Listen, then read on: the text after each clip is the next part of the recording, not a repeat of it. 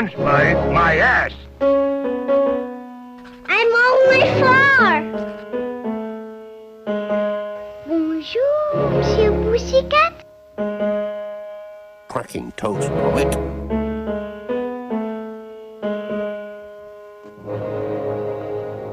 Start spreading the news. Hello, everyone, and welcome to the short podcast about short films. I'm your host, and we are discussing the Academy Award for Best Animated Short. Today's episode is about the 66th year of the award at the 70th Academy Awards, which celebrates the films of 1997. Today's guest you last heard discussing a Herb Alpert and the Tijuana Brass double feature and the nominees of 1966. Please welcome back Zara Wood. Hello, Zara. Hi. Hi, welcome back. The intro never gets old. You always make me sound so hyped. Thank you. You're welcome. But yes, welcome back. It's been a few decades, but we are here in the 1990s, and it's a whole new breed of short films we're discussing here. But before we get into all of that, just remind us, what is your familiarity with the Best Animated Short category? Very little, especially in comparison to you. Um, Oh, please. the resident expert. It's not like I run a podcast about it or anything. But no, I don't know as much as I would like to. The shorts in general, but same with live action are just something. I feel like I'm in the same boat as probably a lot of people, even if they do try to follow the more bigger categories. They're kind of always just the shorts. Maybe one day I'll get to them. But And you will be tried for your crimes, just so you know. But it's okay. Yeah, that's later. It's okay. There's a laundry list I have to get through.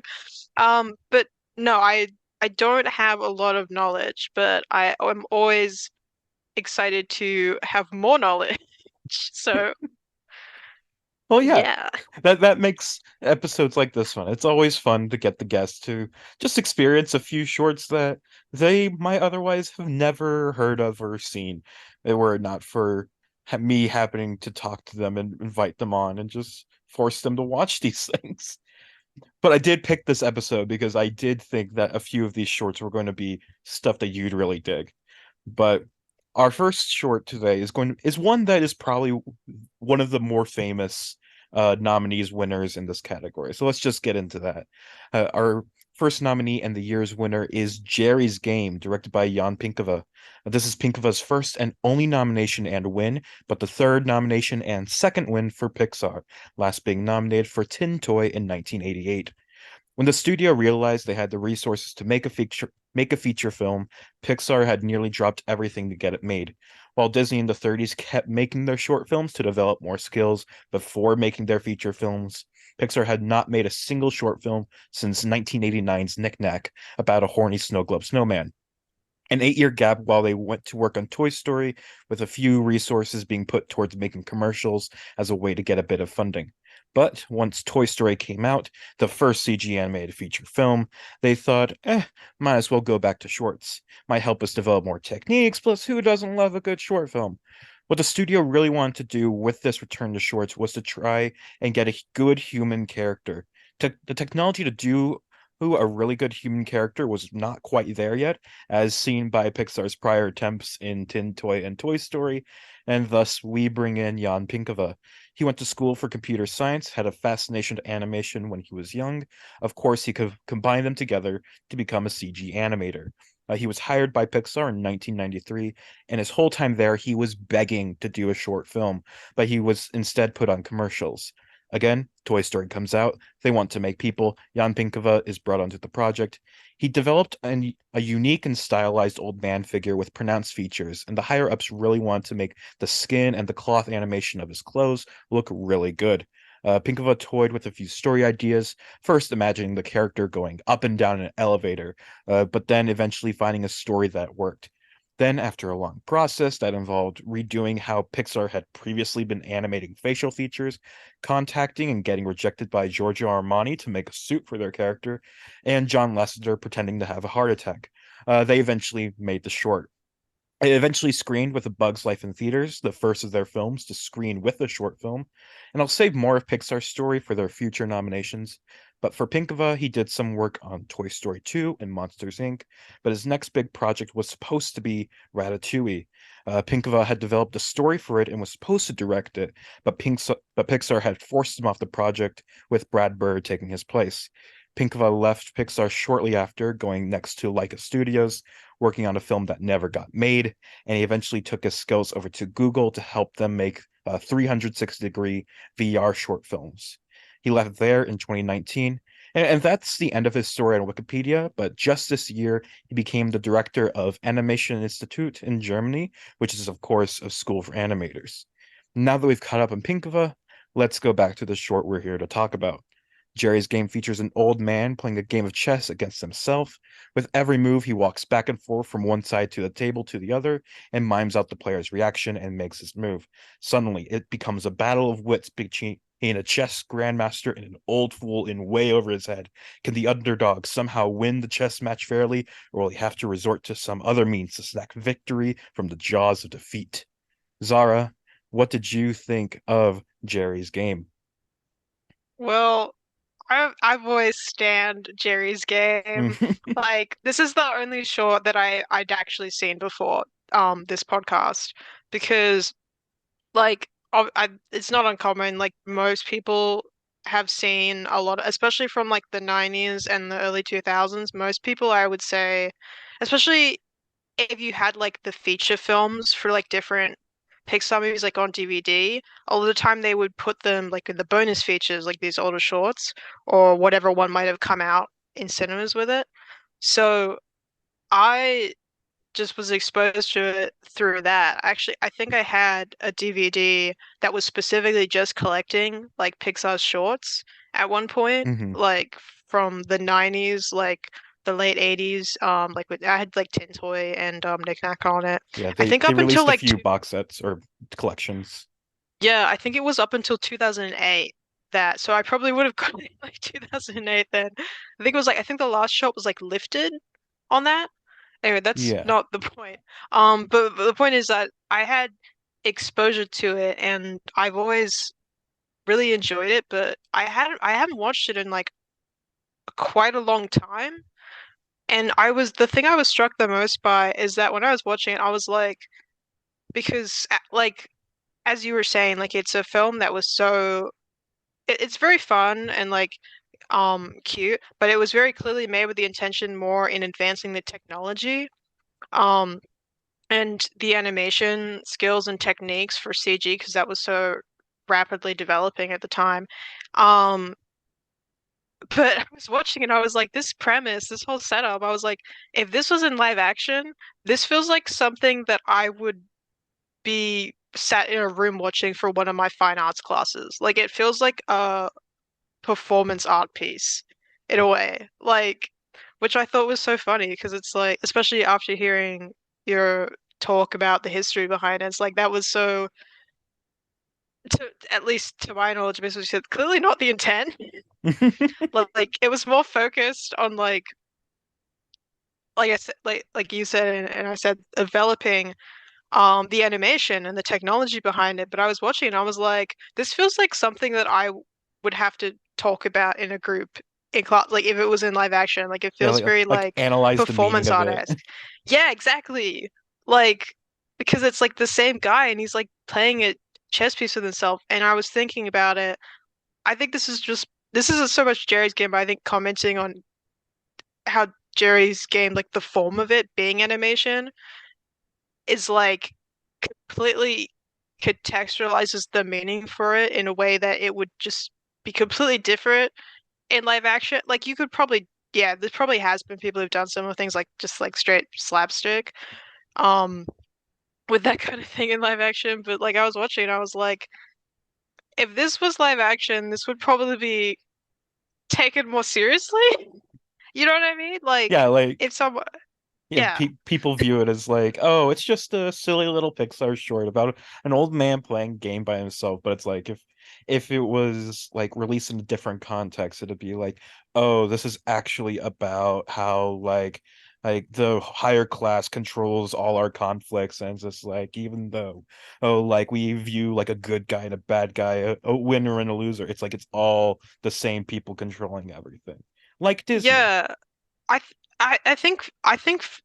I can imagine that if I was asked to analyze this like for one of my like courses or something, when we were talking about it, I feel like the biggest thing that would come up that I mean I haven't looked at other people's reviews on Letterboxd. I don't know, maybe somebody else has said it. Like, but um is like the isolating like the isolation and the want for playfulness and companionship, especially within the elderly.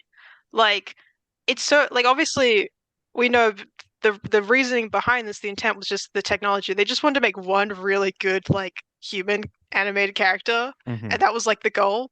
But then it's like you watch it, especially like now when like that technology has progressed so much, so we like know what people are like, and people are like easy, like in quotation marks, to animate now. Um, it's like it's so isolated, like especially like the shot when it zooms out of the end, and he's like so pleased with himself, like he's just won that chess game, he's just destroyed it, and he's just sitting by himself. He Hmm. fought for his own teeth, like it's so. Oh my God. Yeah, Also, it's like, yeah. oh, you go ahead, you finish your thought. I was just gonna say, like, also like. Fuck, I can't remember. How do you say his last name again? The director. You Pinkova. said it like Pinkova. You said it like 5 times, and I fucking blanked. But Pinkova, I did not know he got screwed over so bad on Ratatouille. I did not know that. Like, it Yeah, was bad for him. I was reading like an interview. It was just like he was asked about like Ratatouille, and he just simply said no comment. It's like, oh my God. You just know he's like under contracts or some shit to not be able to talk about it. No, I just think he doesn't want to dwell on it. Like it's just like if he lets himself like think about it for too long, he'll get like super mad or whatever. So just like, If that happened to me, I'd like commit arson or something. I'm just joking. Oh my God, I would never commit arson. but yeah, yeah, this is just the Pixar short, I think. It's like it's one Mm, of like the defining moments of like when you think about Pixar, like this is one of the things, like if you're not thinking about like Toy Story or anything in terms of the short films. It's just so iconic. It's so simple, yet just gives you like this really good story. It's just like as I was saying, like my little like plot description. It's like it starts out where you're like, oh, this is just a cute old guy who's like playing a game of chess with himself, and it's like, oh, he's made up these cute little characters. But as the editing, like it starts to cut out like the moments of him walking back and forth, you just view them as two different people who are playing this game together, or and it gets intense. It's just like this fucking guy, he's getting his ass kicked, but it's like he's left with a king. He hasn't taken a single piece. But then it's just like, but it's just like it's really just like this old guy just trying to have some fun with himself, just like making up this story. And it's just like, and I have like read like other people's letterbox reviews, how it's like, oh, that doesn't make sense, how like he fakes a hard tech and turns the board around, and it's like how would that like convince the other guy that's like, oh, I actually lost. It's like this guy's literally just making it up for himself. Like he can have plot holes in his stupid little he's story. an actual like Exactly. performer. And and honestly, like, of course, this was not at all something that was in the minds of the people who made this. But it's just like when it zoomed out at the end, it's like of course when it starts, we see that he's alone in the park. But as the ending comes, it zooms out, he's just laughing to himself. It's just like this feels like COVID. Like he's just in the park by himself because everybody else is just inside. So it's like, oh, I can just go in the Fuck. park. And so it's just like he's just there playing chess by himself. Or maybe it's like he had like a friend he usually plays chess with, but because of social distancing, it's like he's not allowed. He just can't play chess with him. But so he just kind of plays by himself. Or maybe his Y- friend died. Who knows? But Yeah, that's actually something I always thought as a kid. Because when I would watch it as a kid, I would always be like, why doesn't he have someone to play this up? And I was like, oh, all his friends or family must have died because he mhm. was old. It's just like so fucked. But it's like, but it's so interesting because it is so simple, but like it. when you really start to look at it and break it down, there's like so much going on. And it's Hmm. like, was anyone on the creative team thinking about that? Like, that's what I would love to know. Like, aside from the technology being the main focus, was like anyone thinking about like the wider ideas this like really simple, tight story might suggest? You know what I mean? Like, I wonder if anyone's ever talked to like Pinkova being like about it, you know? The thing is, it's like I'm not sure if like I my thinking, like of course I haven't read anything about like the thoughts of like, oh, any deeper meanings, but just like what I'm thinking is just like they set out to just make this simple story. And it's like while they're making it, of course, they threw out the ideas. It's like oh, like he doesn't have any friends because they're just joking around. It's just like because he's just so awful or whatever. It's like that's why he has to play chess by himself because he tries to pull this shit when he actually plays chess with other people and they get mad at him rather. But it's like, yeah, it's just like they probably have their own little like headcanons for like there's things about Geri and it's like the story around him. But it's just like, and at the end, they're just trying to make this cute little story.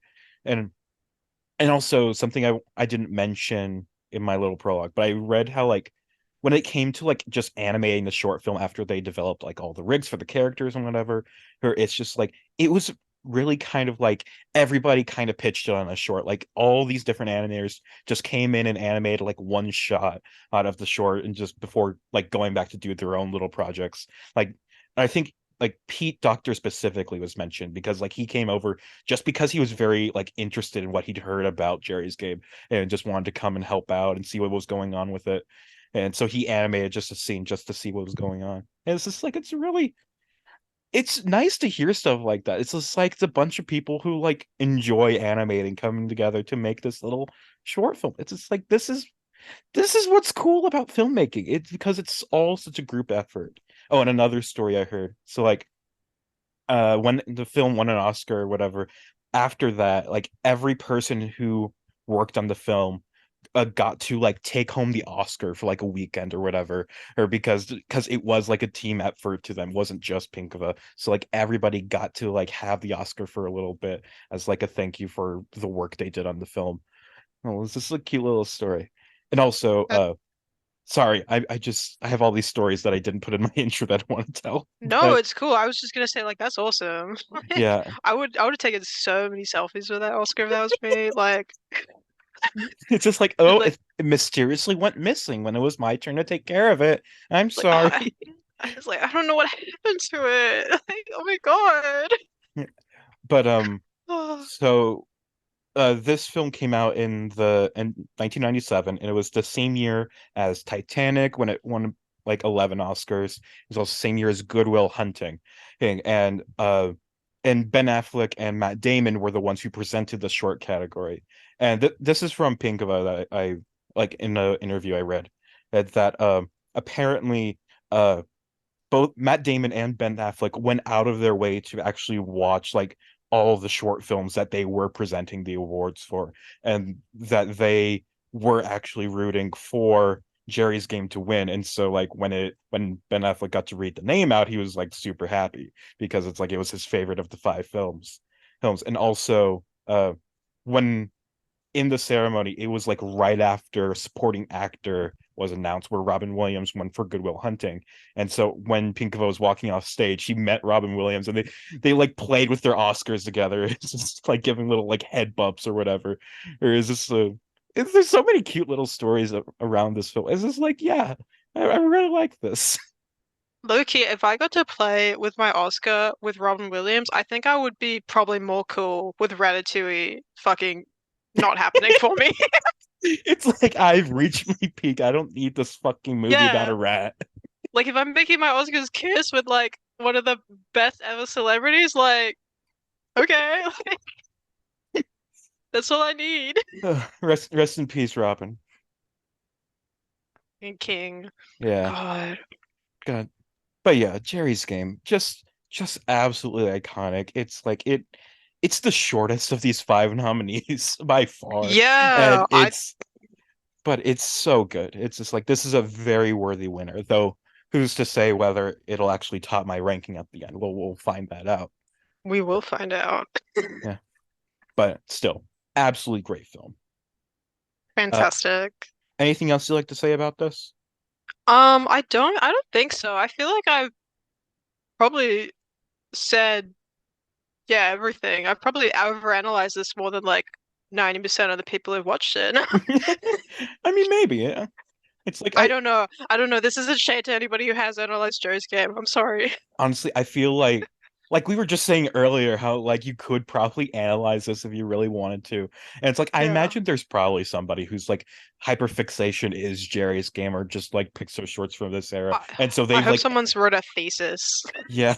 Like honestly, I would believe it if like especially in like an animation school, like they have to write a thesis paper about some animated film and it's just like maybe they loved the short as a kid and so it's like it's followed them through life and it's like now they're at the end of their college. This short is the reason they became an animator, so might as well bring it full circle and make their thesis paper about like the story of Jerry's game or the animation techniques or whatever. And it's just like, yeah, you could write a whole paper about this.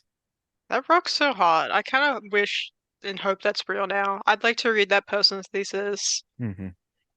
Uh, Says the person who struggles to pick up the books they own. But, maybe you could write a thesis about Jerry's game.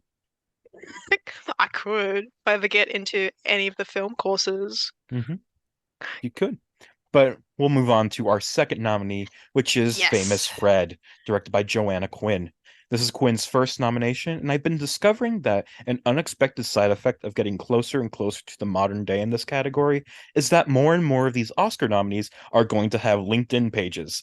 Anyway, Joanna Quinn is well known for her distinctive art style, from back to her first film, Girls' Night Out, up to her most recent Affairs of the Art. She has stuck to traditional animation, and her art style itself being quite sketchy and distinctive, often using exaggerated angles, and her work also often focusing on the life of modern women and the things people don't like talking about, making them, for the most part, quite adult and raunchy. Specifically, Quinn has a recurring character of Beryl, whom is featured in many films, including the two I mentioned before, as well as Body Beautiful and Dreams and Desires, Family Ties. Quinn had developed her art style from a young age, stating that she's always been an artist, always drawing, and even though she got her degree in graphic design, she almost immediately pivoted to animation and quickly founded Barrel Productions with Les Mills, her frequent co-writer and producer, though he was not involved with today's nominee. Speaking of which, Famous Fred is perhaps one of her only films aimed at children, based on a book by based on the book Fred by Posey Simmons, and also nominated for the BAFTA for Best Short Animation. Famous Fred is about a cat named Fred who's recently passed away from cat flu. Those who knew Fred reminisce about how he was the laziest cat in the whole world. However, when night falls, the Jellicle cats come out tonight. Jellicle cats come one. Oh wait, sorry, no. At night, all the cats come around for Fred's funeral and inform the children who owned Fred that he was actually the most famous cat in the world, a marvelous singer. So, my first thought on this is that this film is way too long. It is 25 minutes, and I feel like you could have done this in a lot less time because it just ends up with a lot of elongated song sequences that aren't fun and a lot of exposition about Fred's life that just does not add much. Um, but after saying all that, I still had a good time with it. It's just like I enjoy the character of Fred. I enjoy the basic premise of it. How it's like, oh, you have this lazy cat, but secretly he's a big famous star. And it's like I like a few of the little scenarios to explain, like, oh, when Fred and the hamster went missing, that was actually them going on a world tour and things like that. So it's like there's these cute little moments here and there, but at the same time, it's just like it's so bloated and it's just like you could have really cut this down a bit, but and also the kids are annoying, but outside of that, good solid film. How about you, Zara? Fuck them kids. Exactly, they're so I annoying, I especially the honestly little I didn't boy, mind them. I honestly didn't mind that, but I think that's probably because because you have like I two said, younger siblings that are exactly like them. no, no, no, no. No, but because like, and I kind of said this like more as like a one-liner joke in my review of it, but like before anybody even spoke, I took like one look at the art style and I was like British. Hmm. Like, like, and the thing is, I was watching it the whole time, and it's like I don't think this is a common experience, obviously, for American kids because you guys are growing up with like the Disney Channel or like Nickelodeon and Cartoon Network, which was like if you wanted to watch those things here when I was a kid, like you would have to pay for a special service that would give you access to these American channels. Um, so a lot of the stuff that we watch here, like there was some, made for like there was some Australian like homegrown productions, but a lot of stuff was usually imported and a lot of that was British or Canadian. Hmm. And sometimes we'd get the American shows, which was usually always at times that I was asleep because I was never a kid who got up early to watch TV. Hmm. Um, but it like rem they that animation style is like so like specific like to other like children's properties like of the time like I look at that and I'm like um Postman Pat or Fireman Sam Yeah. um It's just so and round. It's just like the yeah British animation tends to be very round for some reason. yeah I don't know why that is. I think it's so but it's so interesting because it's like you just I just looked down I was like this is like so fucking British. Like, I was like this is so British. Um And it was actually funny because this specific short in particular too, because like Postman Pat and Fireman Sam, they were like stop motion. Because I have no idea if you're familiar with either of them. So I'm I explaining it for I the know audience. of them, but I don't think I ever really watched them. It's like, but I I think know they're I both like I can picture them in my mind. yeah, I think they're both like CG now, like whatever current most recent forms. I Like remember they had th- like a CG version like playing they with my were youngest brother was a toddler. they're made by the But same people who do like Bob the Builder, right? yeah. Yeah, so you get it. You get the Yeah. idea. You know Bob the Builder, you get a kind of like similar idea for what like Postman Pat, um, and Noddy. Hmm. I always loved Noddy. Um, but yeah, but also like this specific short too, it was so funny because the whole time I was like, there's a very specific thing in my mind that I knew was like British animated. Like I was like, what is it? What am I thinking of that looks so similar? It's like I think especially like the people, and then I realized it was like When the Wind Blows. Yeah. That's what I was thinking. I was like, oh, that is not the vibe. Yeah. It's not Or it. like the Snowman or something too. It's just like because those are both the Yes. I same still need to guy. watch that, but yes. You haven't seen the fucking Snowman? Jesus Christ. No, it's been on my watch list for years, but I still Oh haven't my got to God. I'm it. I'm gonna force you to watch it right after this. Or Yes. maybe like when it Oh gets my closer to God. like Christmas time because you need to see it. It's Yes. so iconic. No, it's You been on my watch list for so fucking long. I just it haven't got to it. it has an intro I, by David Bowie depending on which version you watch. It's I great. need to watch the version with David Bowie. But yeah, no, I did enjoy the show. I agree with you though. It's like it's too fucking long. It could have been um it felt like so stretched out. And honestly, I'm not gonna lie, because I went into this with zero context, right? Like I did not know what this was about. I just went into it and so immediately when I saw the outside, I was like, oh, children's like British TV. Okay, got it. Like I was kind of into it. But then that point where it's like they hear like the cat meowing and they're in bed. And like for a hot second there, I was like, especially when like the guinea pig, like Kenneth, he was like so urgently trying to get out after them. And for a hot second there, I was like, is this about to go into like a horror thing? Like, is It's a this about zombie to? cat. Yeah, that's what I was thinking. I'm like, are they about to turn this on me? And then I like get like Elvis cat, and I was like, oh, okay. I was like, that's not what I thought was happening for a second. I was like, no, this is still children's.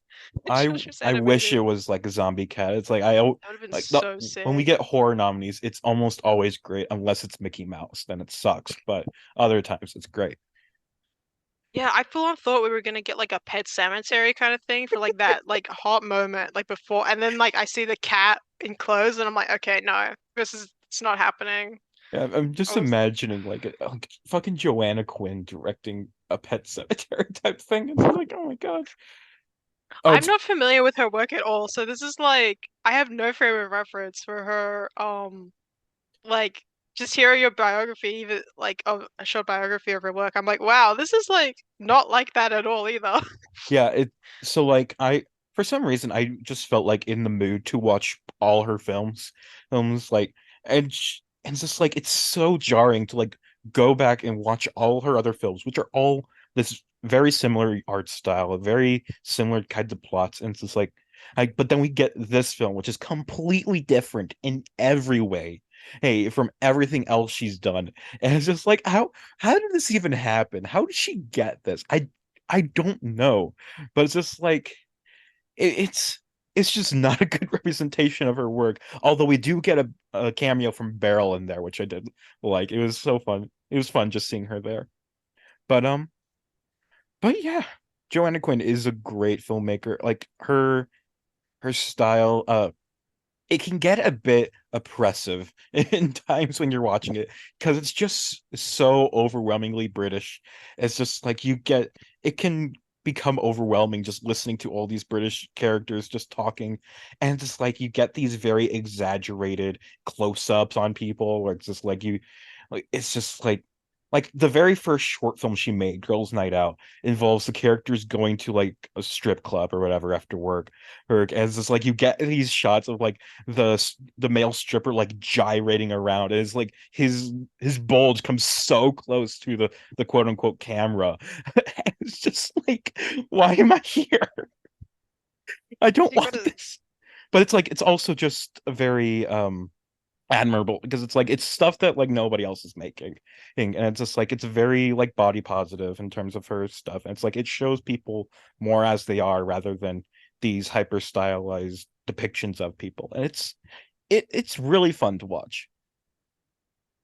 Yeah, I would be very interested now, like to watch her work, because I think on some level, I think I was like vaguely aware of her. Like I feel like even though I haven't watched any of her stuff, I feel like I've at least maybe even ever just seen some of the posters for her other shorts, like on Mhm. Letterboxd or something. Because I feel like like when I went to her filmography, like briefly after I watched it, while I was logging it, I was looking at some of these other shorts and I was like, why does her work like look familiar? Because because it looked very different from Famous Fred, but it's like I was like, I feel like I've seen this somewhere before, but then again, I could also just be thinking of other British art that I've seen, Mhm. so I'm not sure. But yeah, it's really interesting, like hearing you talk about her work, because it's like, yeah, Famous Fred was nothing like that at all. Like it was very like standard, like British children's television fare, especially for that era. Like, is this the this is something that could have potentially played when I was like really little. Not that I would have had any memory, but it's like that kind of thing. Like it would have just been on TV at some point. So it's like really surprising that it got a nomination. Like, not saying it's bad, but it's like it's so television. You know what I mean? Yeah. Like it's hard to picture it being put up next to like some of the other nominations. You know what I mean? Well, yeah, it's like in this category, we do get a lot of like TV films. It's like, and even in this lineup, we do get another thing that was made by a TV studio intended as like a TV pilot. But, uh, but yeah, and the thing, so I have two theories as to like where you recognize Joanna Quinn from. First, it might be her most recent film, Affairs of the Art, that also got an Oscar nomination. You might have seen some pictures of like that just like during that Oscar season. And the second thing, which I was debating whether I should include it into the intro, but she did also animate a series of commercials for Charmin, the toilet paper company with the bears. And so that might also be it. I feel like it's probably the first one because I have never heard of the second one. Okay. I wasn't sure if they were like they did expand to Australia or whatever, but I don't think so. But then again, I don't think I particularly pay a lot of attention to toilet paper brands. and also I am sending you a short film to watch after the episode, one of her shorts. It's just a 3-minute short film. It's called L's. and it's just about two lesbian models, and it's a really cute short film. OMG. I love lesbian. But yeah, You couldn't tell from my Twitter though, but I do. that's because he just posts men all the time. I A single know. man, He won't who be we named. not name. He won't bring him up. I'm being so strong. But Being so brave right now. let's just move on because I Yes. feel like we're kind of finished with Famous Fred anyway. I do like the hamster in there, but that's the Yeah, last thing I really want to Kenneth say. was kind of real. I like that Hmm. he was called Kenneth. I always think Kenneth's a really funny name. Just Hmm. because the way you say it, like Kenneth. Like, okay. It's like a number. It's like Yeah. first, second, third, fourth, Kenneth. Yeah. Anyway, our third nominee is The Mermaid, also called Rusalka, directed by Aleksandr Petrov. This is Petrov's second nomination, previously nominated for The Cow in 1989. And for those who need reminding, Petrov is best known for paint on glass animation, specifically using his fingers to apply the move of the paint to create intricate and gorgeous films, some of the most gorgeous animation there is. Between his last nomination and now, there isn't too much to say about his career.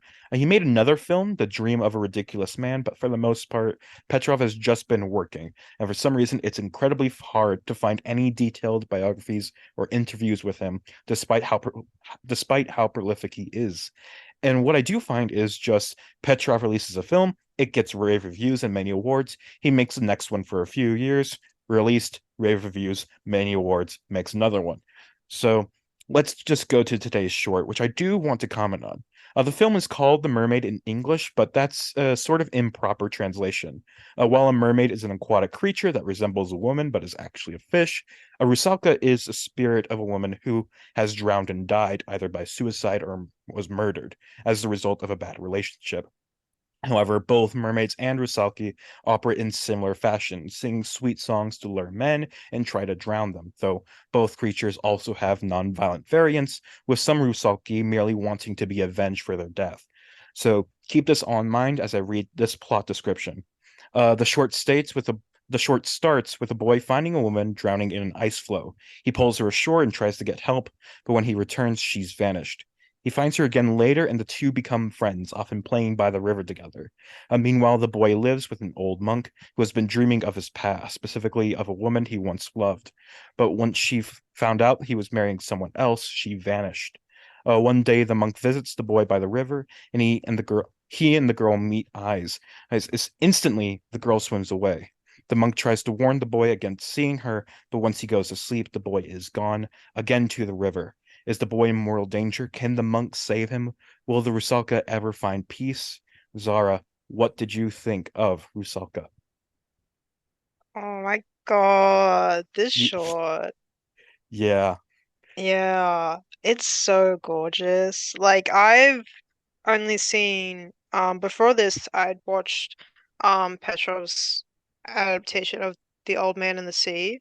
Yes. Um, which is just fantastic. It's so beautiful. Like I I think it amazes me too with his shorts because I'm not saying this as like some animation expert, but I feel like I've seen like, a fair amount, and especially when it comes to animation that has requires so much labor and like technical craft like this, it always impresses me the most that it's still like captivating, that the story is still good, because I feel like when you get so like when you have to spend so much labor and time on this kind of like this paint on glass technique, or like I think of like someone else like Yuri Norstein, with the layers and stuff like that. I can't remember the proper names for what he does, but it's just it's like insane because I feel like if I had to do something like that, I would get so focused and hung up on like the technique and getting that right that I would forget to make anything like that is actually like meaningful and captivating. You know what I mean? Like Hmm. all style and no substance. But like Pedro doesn't do that at all. Like every frame is so like layered, both like physically with paint, but like texturally within the work and what it's communicating. Like the part with like the like Mary and like the lamb is like, oh my God, that's Yes. so crazy. That's my favorite part of the film. Like, so there's in one of the monk's dream sequences, he imagines himself climbing up a ladder, and he ends up seeing the Virgin Mary, who's like rocking a cradle, and she has a lamb with him and gives it to the monk, and he starts petting the lamb, and then he gazes at his hand, and I'm pretty sure it's meant to be like that he sees blood in his hand, and it's like I'm not sure if it's meant to be like he literally like views blood on his hands, like that kind of metaphor, or if the lamb itself was like wounded or whatever. But either way, there's just God, it's such a beautiful image. It's just like it's so perfect for what this film is saying. And it's just like God, I'm so glad that I read up on like what a Rusalka is before watching this film, just because I think it is so important to have that kind of context with this film so you can really understand the emotional depth of everything that is going on here. Because when I look at other people's like reviews of this on Letterboxd, I see so many people confused about like what exactly is going on here, what the plot even is. But it's just like once you get that background. And once you, which I imagine like in Russia or whatever, because this is part of Russian folklore, it's like it's probably more intuitive for like a Russian Mhm. audience, which I imagine Aleksandr Petrov was really most had in mind, not just some stupid American 30 years after this came out, 25 actually. Um, but yeah, this is just when you get that information, it just becomes so powerful and so beautiful, and it's just like, God, Petrov is just such a fantastic animator. He's truly one of the best there is. Nobody else is doing it like him. And No, for real. Like it's literally insane. Like I really want to watch like the rest of his filmography at some point. I don't know when I'll get to it. Like I'm always saying that about so many things. But it yeah, it's just so like incredible. And I do find it really interesting because I didn't really look at anybody else's review besides yours. of course, thank Of you. course, you're welcome.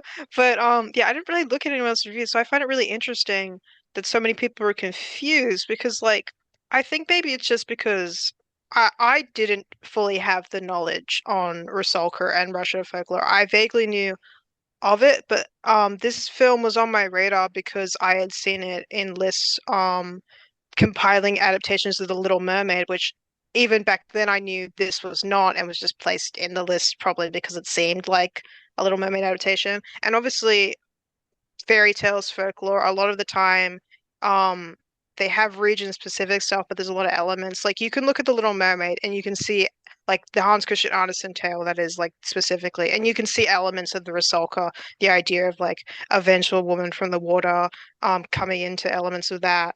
Um, Hmm. but I think also I watch a lot of shit with no subtitles and like just having to go on vibes. So for me, it's like even if I don't fully understand something, it's like film is a visual medium. Like I'm still being communicated to. I just have to put in more effort to know what I'm watching. I think Hmm. and sometimes I'm like, I'm not saying this to like put people down, but sometimes I feel like people aren't willing to make that effort to engage in conversation with the medium. Like, Hmm. I think maybe it's just yeah, it's probably just because I've watched a lot of shit with no subtitles and I'm like just having to go off of vibes and having to go off expression and really like focus in on stuff. So for me, it's like I'm still getting the gist of what's happening, even if some things fall through the cracks. You know what I mean? Hmm. So Yeah, yeah, yeah. I've done that before too, but not like I you do it a lot more than I do. But there have been times when it's like, so like I'm sometimes I try to look at like just what the highest rated films on Letterboxd are, like r not on their list, but just like sorting by average rating. It's like there's a lot of like obscure, like especially when it comes to like Arabic films. It's like there's a lot that are like really highly rated in there, but have no English subtitles available for them. And it's just like I really want to watch this. I'm just gonna go in, see what I can grasp just from visually. And I can still just grasp so much. Especially there's this one film called Dateline. I think it's from 1998. Hey, I think it's an Egyptian film. And it's just like it is one of the most beautiful films that I've seen. Just from it does such a great job with its visual storytelling that I don't think I really needed subtitles. And eventually I did get a copy with subtitles. Somebody like commented on my review where I mentioned I watched it without subtitles, and they're like, "Hey, I have this version with subtitles if you'd like to watch it and get the whole story." And I did, and I liked it just as much. It's just like yeah, it was nice to have that additional story, but I still felt like all the emotions on my first watch without really explicitly knowing what's happening. Like again, thankful for the subtitles, but it just shows the power of the visual medium. And like when you really use visual storytelling, you don't need those subtitles. You can just tell your story without any words, which is something that happens so often, especially in this category, especially with animated shorts. So often do you just get films without any dialogue.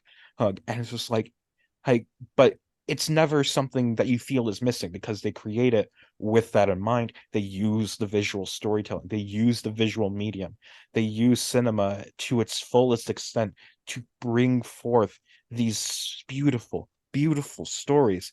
And Aleksandr Petrov is one of the best filmmakers for that. He, first of all, his films are just so gorgeous. And like Old Man and the Sea, especially, like we will get to that film. It wins this category in a couple years, and it's like it is so gorgeous. And just a fun fact: The Old Man and the Sea is the first animated film that was filmed in IMAX, which is just adds to the fucking depth of it, just to the just how gorgeous it is. It's just like God, I love movies. I love No, movies. I I love when movies are fucking good. love movies. Oh no, yeah, it's just so incredible. And it's like I was just thinking now, I think too, something that so many um like films with live actions with performers, like I'm not saying like they suffer from it, but I think something that has definitely been lost with how much focus is on realism in performance Oh, is exactly. like the communication from like there's such a loss of um like visual expression through performers. Like I was thinking like earlier, like at the beginning of the year, I learned like a little bit like God, someone's gonna listen to this and be like, she doesn't know what the fuck she's talking about. But I learned a little bit about like Meyerhold and like like other like theater practitioners. But like when I learned about Meyerhold, like there are ideas of like justus and like creating like sort of action like through certain poses. I'm explaining it like in a really shit way because I'm not an expert, but like but it was like the when I was having it explained to me, I was like, this is just like keyframes in animation. I was like, that is what this is like. Like to me, like that's how I registered in my head. Um, and I just thought that was so interesting because it's like that was like you don't get that kind of performance now. You're not going to get these like very like expressionistic like performances like especially with so much is dependent and even I think even just audience expectation is just dependent on there always being dialogue. Hmm. And I think everyone's guilty of it. I mean, like if you want to watch like a film from if we want to watch a foreign film, we're gonna try and find the subtitles first because that's still important. But at the same time, I feel like it's just like it's a shame that animation is the only medium that kind of has this kind of expressive acting and performing, like in comparison to like current live action, but yet it's looked down on so much Hmm. because it's animated. But then you look at like work like Petrov's, and it's like how like it's better than like so much stuff you'll see like not to sound like Guillermo del Toro animation is cinema, but you know what I mean? Like it's just so crazy. Like it's oh yeah, there's like a whole larger thing on animation, but God, yeah, the Petrov, you'll always be famous, even if clearly you don't do interviews and nobody knows what the fuck you're up to in between movies. And the thing is, I don't even know what he's up to now. It's like the last thing he made was just a little thing for the Sochi Olympics, and it's just like ever since then, it's just been radio silence from him. It's like, bro, are you working on something new? And just like, I want more, but also it's just like, that's a very like consumerist mindset, just to need more, but also like, come on, bro, I at least retire if you're going to retire. But it's just like, call The me up, thing dude. is Let me too, know. I think the thing is that's hard with like foreign animators and like just any kind of like foreign artists in particular, especially for like these kinds of mediums, is just like the language barrier makes it so much harder to find out more information about them. Because I Mhm. guarantee you there's probably more stuff on like Russian sites about him, like or Russian news sites or stuff like that. But finding those sites and then translating them, phew, Yeah, like I was trying to find out more shit about like a while back, like Yuri Norstein, because he's Russian. And what how he's going on like the overcoat, like presently. Because I think the last updates were like a few years ago on that, and I couldn't find shit. Like it's so hard to find anything. And I was like, man, like yeah. I need to figure out how to type out Aleksandr Petrov into like the Cyrillic lettering system just to like find some more stuff about him. And also it also doesn't help that there's like 50 different people with his name.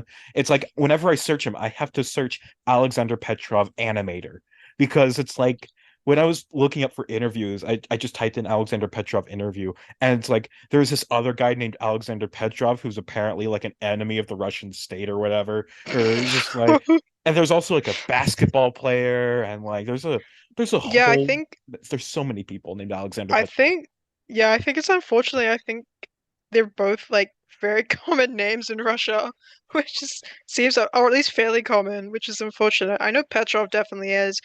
Petrov is always like alongside like Romanov and shit like that. They're always one of those like kind of names that like American movies will always like default to if they want like a Russian last name for someone, which I think is Mhm. very funny. Like it's just something you know, like or comics as well. There's always so many like Russian villains, but then it's like you remember the Cold War happened and you're like, oh yeah, that's right. Mhm. And it's just But like this yeah. like this kind of thing has been coming up a few times. It's like in my last episode, one of the directors' name was Tyrone Montgomery. And it's like he was a German guy, but there's a bunch of Americans with that name. And it's like I found a guy who like I found like a divorce case. I found like a murder case. And it's just like this is not the guy who made this fucking Oscar-winning short film. Well, I don't want to find this stuff, but it's just stuff I gotta wade through in order to get down to like what I'm actually looking for, the actual information I need.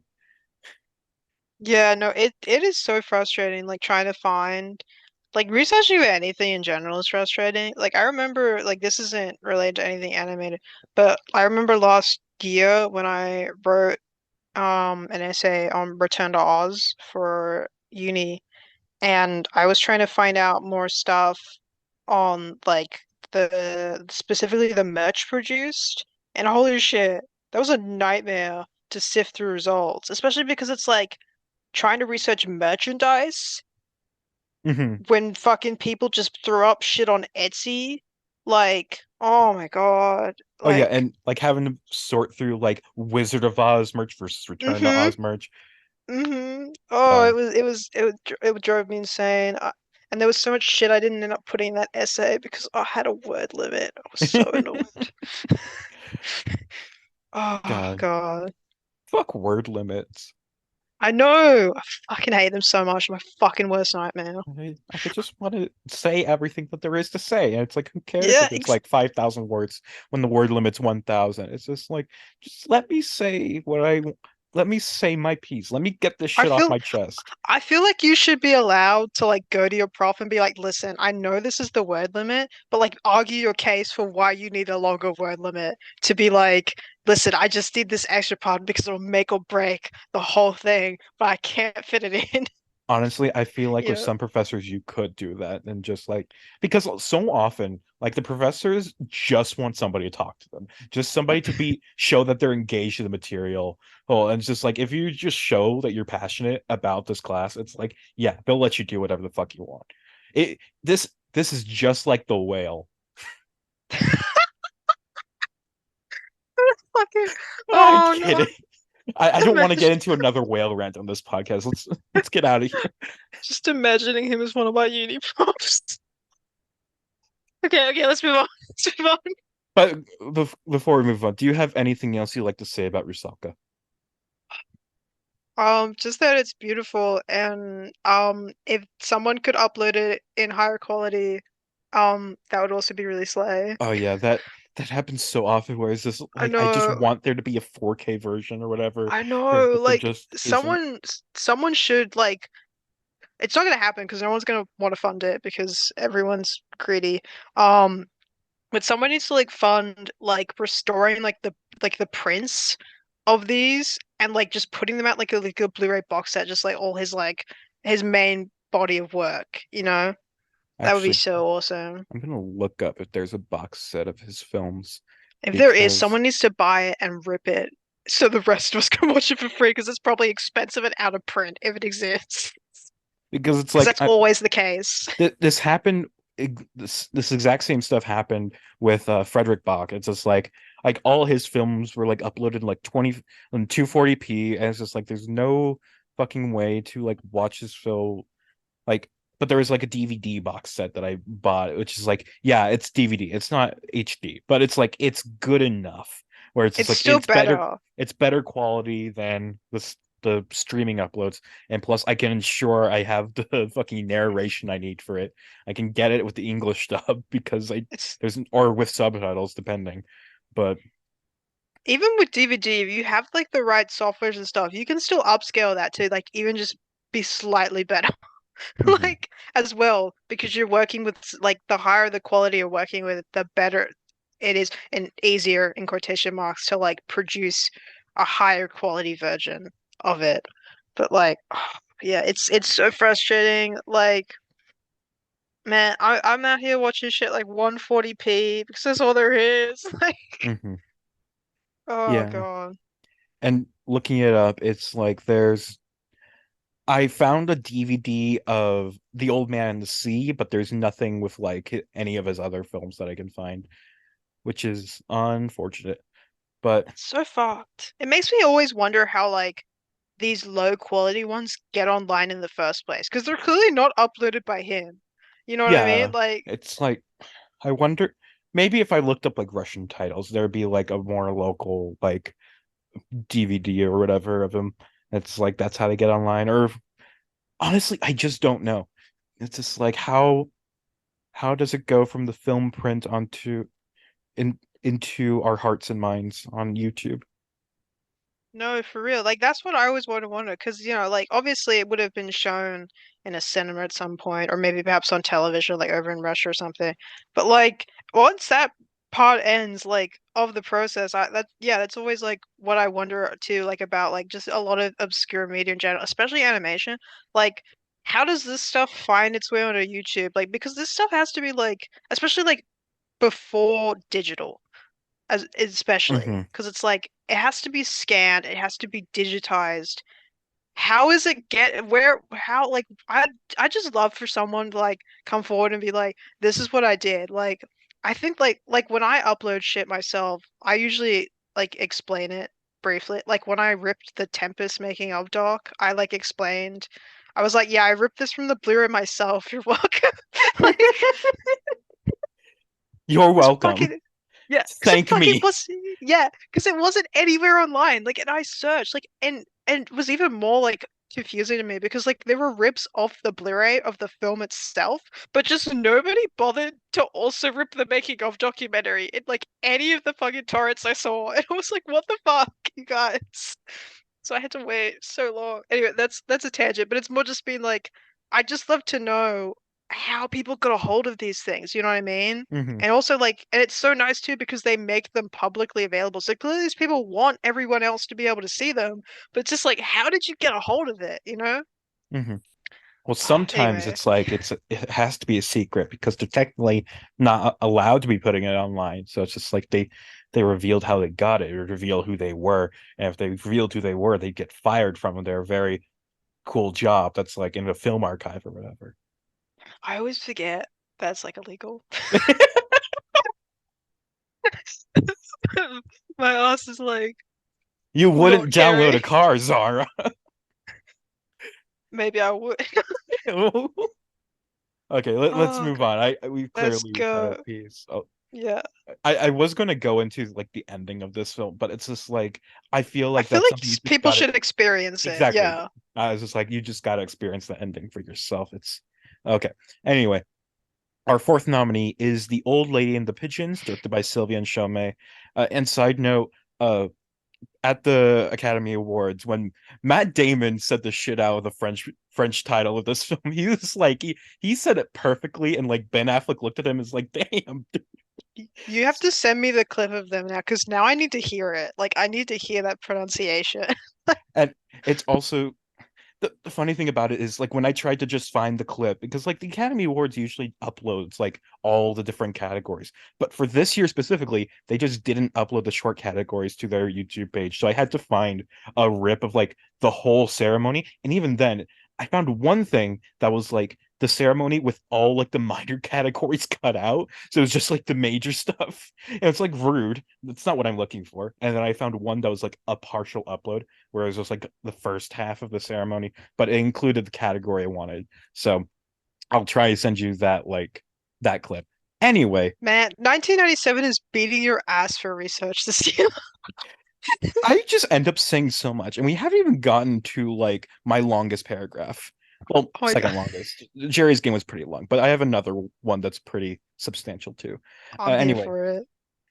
Old Lady and the Pigeon, Sylvie and Chomet. This is the first and only nomination for Chomet, a French animator who moved to London to pursue his career. Uh, Chomet seems to have kind of speed ran his animation career. He makes exactly one short film, which wins a BAFTA over previous nominee Famous Fred, and then his very next project is directing his first feature film, The Triplets of Belleville. It's like, slow down, buddy. You need to wallow around in some soul-sucking animation studios first and make at least 3 or 4 shorts over the course of at least 10 years before even thinking about a feature film. But I guess when you're French, you don't need to play by the fucking rules.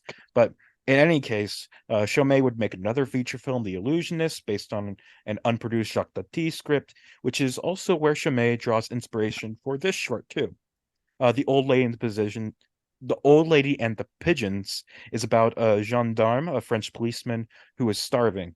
He notices the pigeons are overly fat and realizes it's because of an old woman who feeds them every day. So, to try and get some grub, he dresses up as a pigeon. Uh, that plot description kind of sounds weird, but you do not know how weird the short gets just from that. Because, oh my God, I did not remember a thing about the short film coming back to it for this podcast.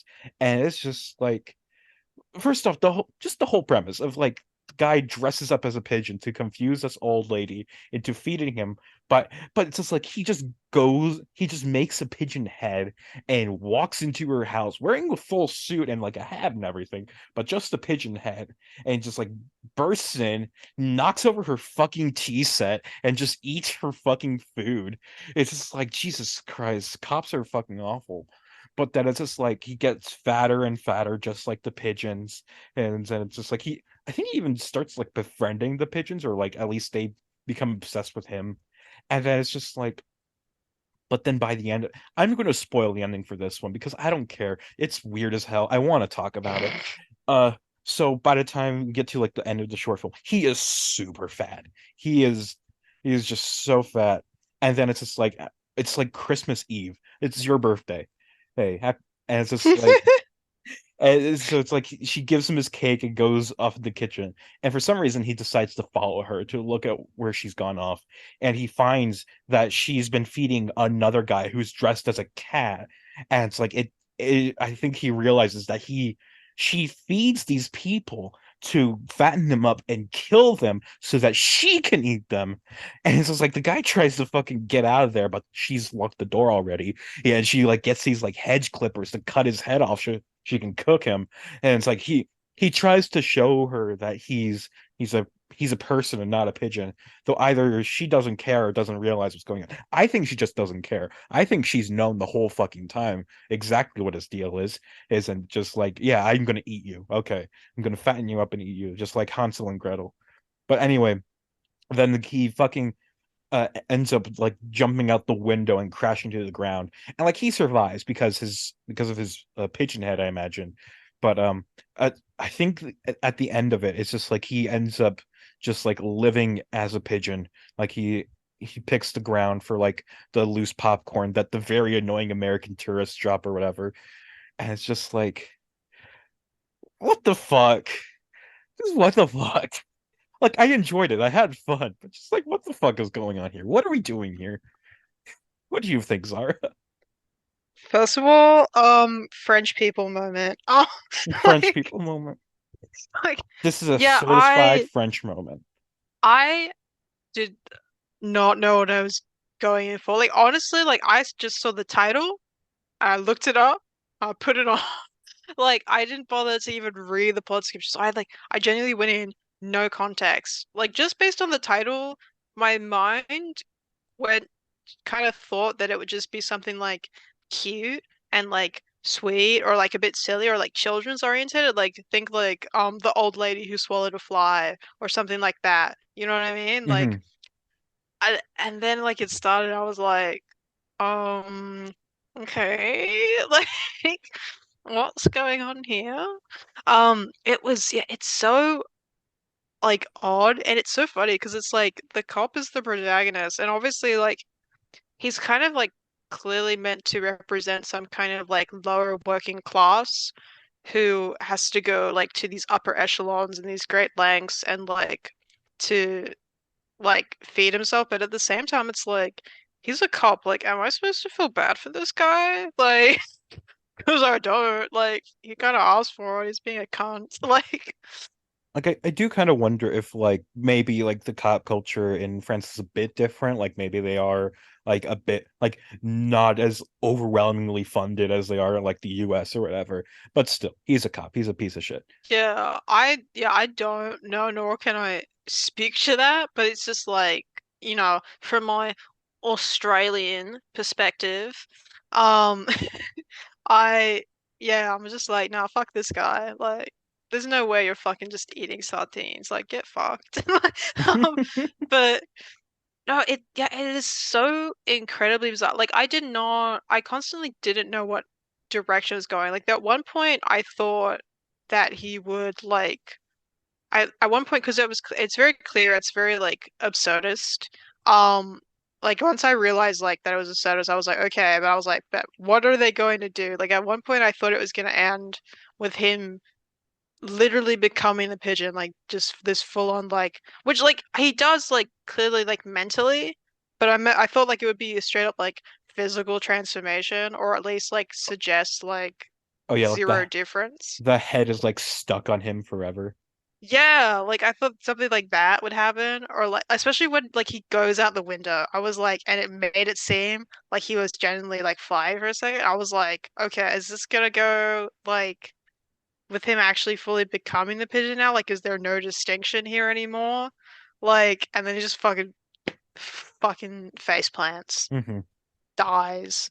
And then I was like, oh shit. I'm like, did they just kill him? I'm like, is he dead? But then no. Also, this movie, like, I mean, we all know, like, no offense, everybody hates American tourists. But fucking man, this movie hates American Yeah. tourists. Just just such exaggerated like the like you can see like the sun like jiggling as he walks. It's No, just like like, yeah, like it's interesting too because all the American tourists are depicted as extremely like overweight and so like, which I know part of that's just a generalized stereotype like that get you see in a lot of movies like about really stupid American tourists. But also part of it is like when you look at it in the context and you're like, especially this film, you're looking at the context. This film is about eating and feeding yourself and starving, especially the ending where it's like these American tourists, even though the camera is so clearly focused on this like starving man who's reduced to like breadcrumbs with the pigeons, and the American tourist is just like having a fucking ball, super well fed, stuff like that. And it's like I don't exactly know how to articulate it, but it's like it feels so clearly to me there is some kind of relation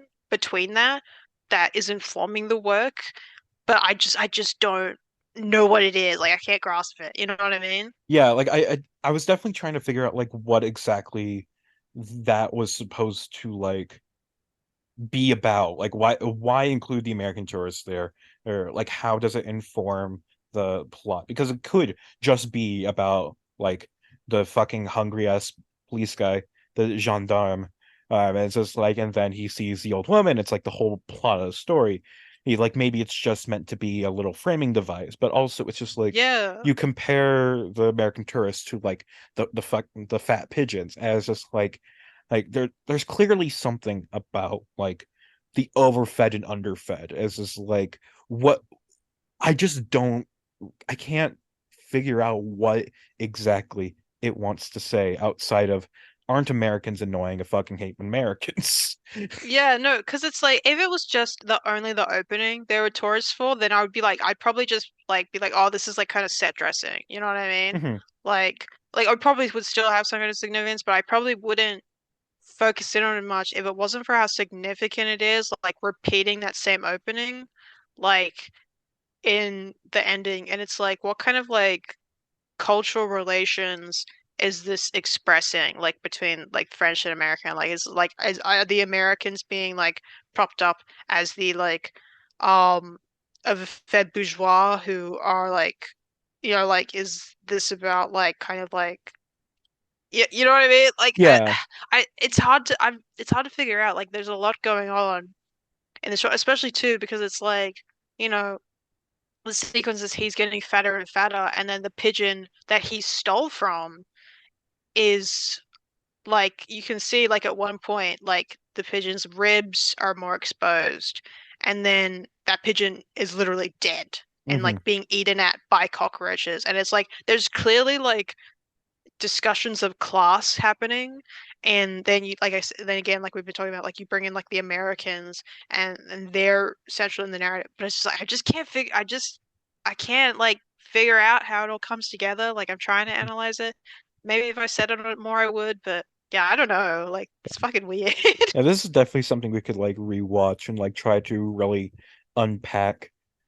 But I don't want to. At least not Yeah. now. Maybe at another time I'll rewatch it and just be like, what the fuck is going on here?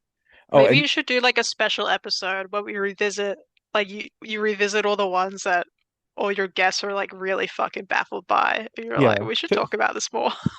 just try, yeah, just like go back to a few of them and just like just the ones that have like stuck in my mind, but also like I think I could like gain more from. Or if if this podcast did actually have an active fan base, it's like if there were specific films that like my guests were or my fans, the populace, the millions of people who listen to my podcast every week, Like Greta Gerwig. like Greta Gerwig. Yes, thank you.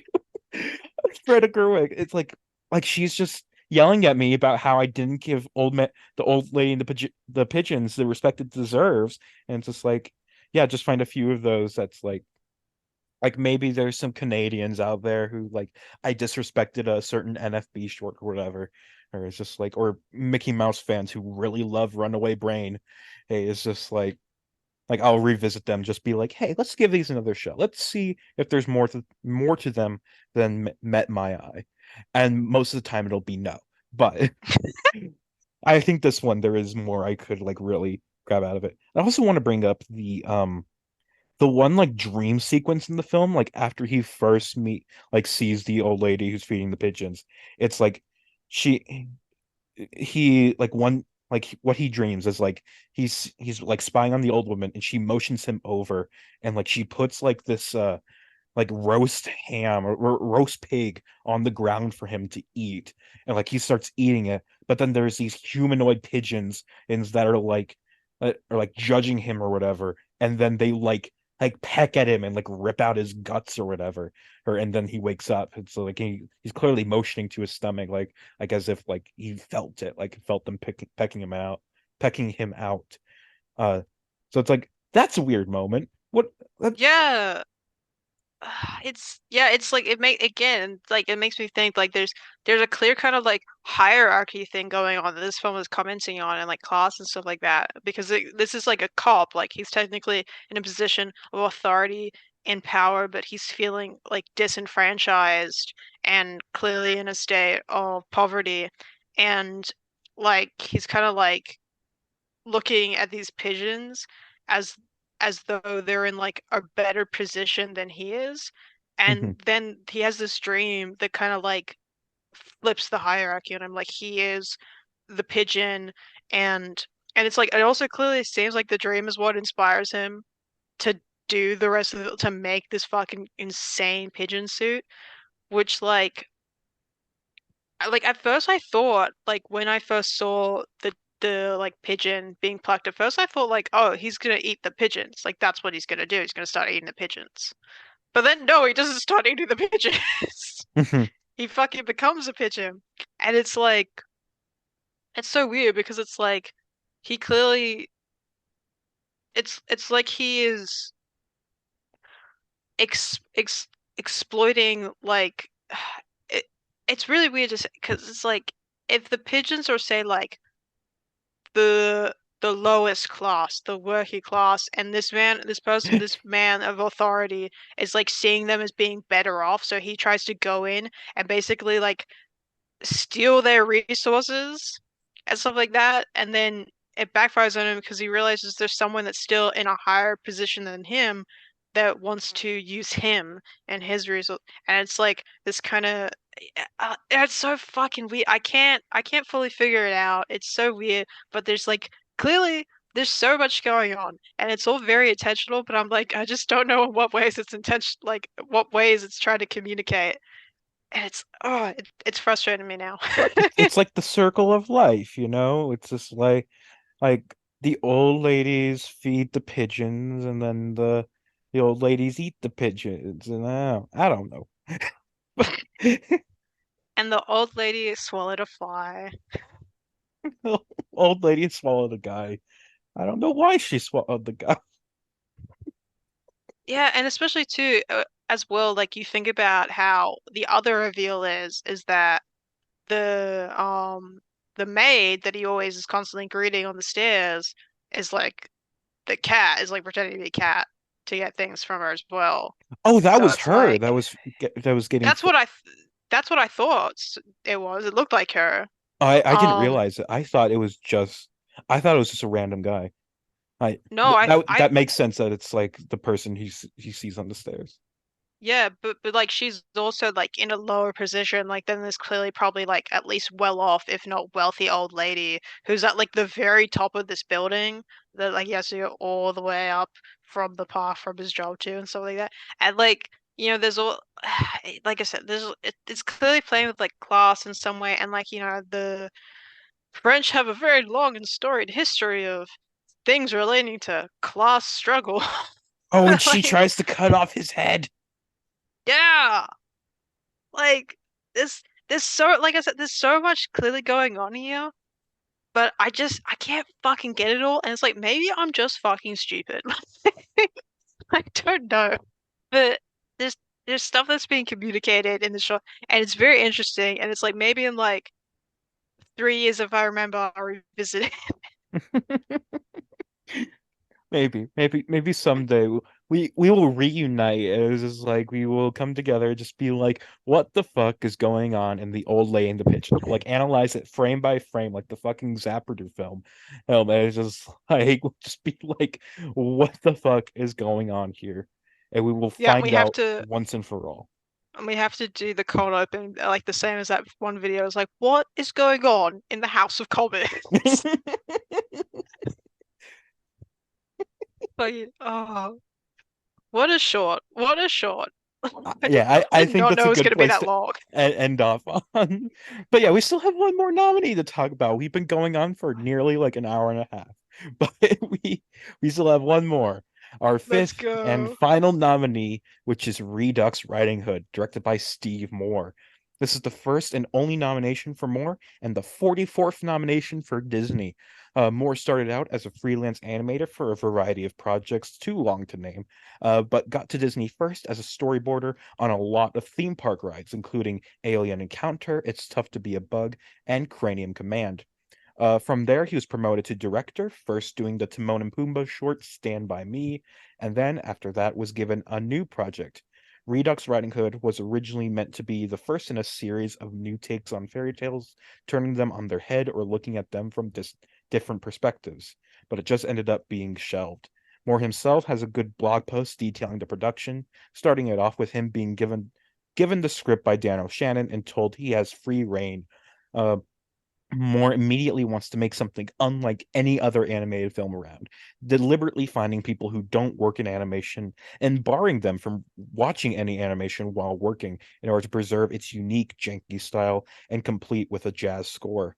The film was released, did well in festivals, and of course got the Oscar nom. This next part might sound familiar if you listen to our episode on Runaway Brain, but then the director got fired from Disney, and the short was never publicly seen again. At least Runaway Brain got some minor home media releases. The only reason we can even watch this film is because Steve Moore posted it online himself. Anyway, after this, he mainly returned to animation and storyboard work, with the exception of one other directorial work, perhaps his most famous work, All of the Other Reindeer. He directed it and got an Emmy nomination, and it's now a Christmas classic for some. That said, nowadays Moore seems to have mended his relationship with Disney, doing some work on the show Puppy Dog Pals, with his LinkedIn page showing that he's also working on a Disney Junior show called Ariel. Best of luck, Steve. Now, back to the short. Redux Riding Hood is about the big bad wolf who is tormented by his failure to catch Little Red Riding Hood. He spends his days moping around, and his wife, a sheep named Doris, has had enough, telling him to do something about it. The wolf then gets the idea to build a time machine to go back and set things right, because with two wolves, surely they must be able to catch the girl. When they fail again, they go back in time again, because surely three wolves would catch Little Red Riding Hood. Four wolves, five wolves. The classic joke, how many wolves does it take to get to the center of a Little Red Riding Hood? The world may never know. The short is complete with an all-star cast, including Michael Richards, Mia Farrow, June Foray, Don Rickles, Adam West, Lacey Chabert, and Fabio. Zara, what did you think of our final nominee? I thought it was so fun. I had a really fun time with it. Like, it is definitely like I think probably one of the most interesting takes I've seen on Red Riding Hood. Um, because Red Riding Hood is usually always um especially like when it's presented like I think probably one of the best interpretations I've seen of this is probably like Sondheim with Into the Woods, as it's usually like kind of like um there's like it explores more the sexual like predatory nature of the dynamic between the wolf and Red, and that kind of like it's very like a lot of time that angle that's explored is like, you know, with ideas of like girlhood and innocence, um versus like sexual violence.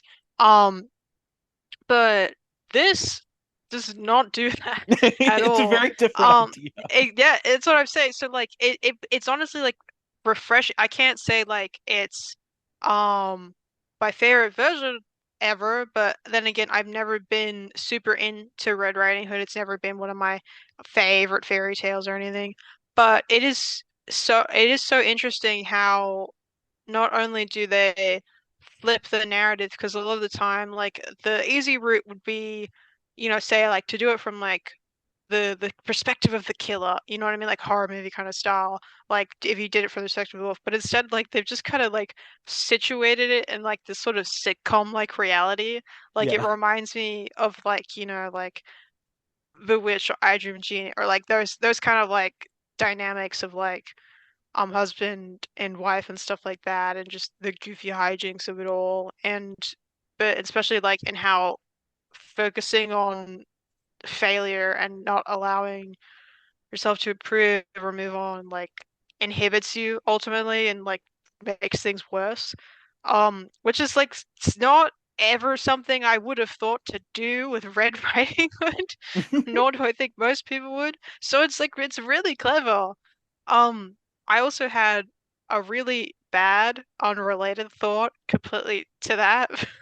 But when I was looking at the cast and I saw Michael Richards with the wolf, Oh and I no. was like, I was kind of like, it's kind of insane because, like you said, like this is as soon as I saw it, because I didn't do any research, but as soon as I saw on the copy I watched like a property of Disney Television Animation, I was like, yeah, okay, this was never put online officially.